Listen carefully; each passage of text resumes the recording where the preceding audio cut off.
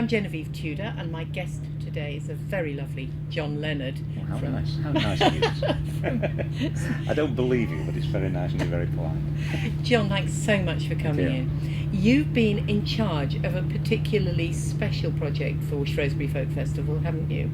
It's called the Passerine. Yes. Tell me about it. First of all, I'm the producer of it. I'm not in charge of it. Belinda and Heidi, Belinda O'Hooley and Heidi Tidow are the kind of masterminds behind it. They sing a song called Made in England, and it was heard by Alan, and he wanted to commission it for Shrewsbury Folk Festival. And what he wanted them to do was to perform that song. The song is about celebrating the diversity that immigration brings to this country. And so he said, why don't you do it with some refugees, with some migrants? And this was to highlight the Syrian crisis and the other many migrants across Europe and the world. So we've got together a band of refugees and asylum seekers, or people who've got a family history in migration, which of course Belinda and Heidi have, because Belinda's parents came over from Ireland after the potato famine in the 50s, and they came over to seek work. So the whole band have a kind of migration history. And so we have people, someone from Egypt, from Iran, India, Sarah, who is a Pakistani English but born in England, and we've got Avital, who's from Jerusalem. And all these people are now living in England, in Britain, and they were brought here through some kind of need to move to a safer place, or a place where they could flourish more. They're all great musicians, and they became what's now known as the Passerine, which is a word I'd not heard before, but it means a collection of songbirds, both indigenous and migratory, who sing together. And I think it's the perfect name for it. So it's the Passerine. That is fabulous. I had no idea what it meant till you said. It sounds like a rather nice pastry, doesn't it? But it's not, actually. It's a collection of songbirds. When I first saw it written down, I went, the patisserie? No, that can't be right. And then had to look at it again. But that was so that's the brilliant. project. I was asked by Belinda and Heidi, because they live near me. We sometimes meet for coffee. We'll go out for cakes. And they told me about it, and they said, do you fancy producing it? And I thought, do you know, I do, actually. I fancy being involved. So I've helped with the rehearsals and the recordings. They are the musical directors, but I've contributed in suggestions for arrangements. And now, come the show here, I'm kind of the ringmaster, trying to communicate with the sound people as to the sound that's in my head that I want.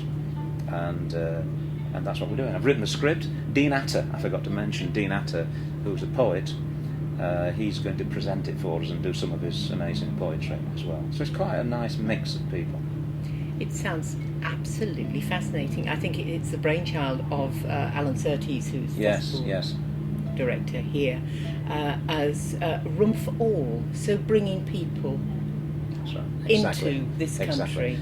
Alan wanted to do exactly what Belinda and Heidi say in their song, is to celebrate diversity, but also let's also highlight some of the problems, some of the difficulties that people have getting here, seeking refuge. So that's what it's about, and the songs are stunning. The songs are very personal. Sarah, who was born in Manchester to a Pakistani family, she sings a song.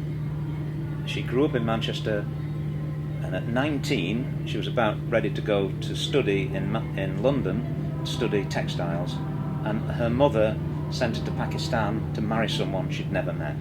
There was an arranged marriage, and she went, and she's written a song about that, which really says to her mother, I don't want to fall out with you, I'm a mother, you're my mother, but why did you do this? You know, and that's her story.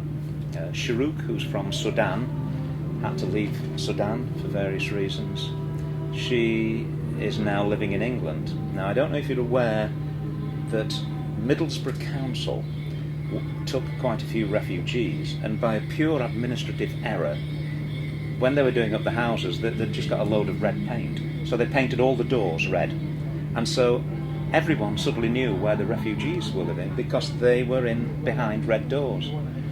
And as we know, there are people in this country who will kind of be very outspoken, and things were thrown at a door.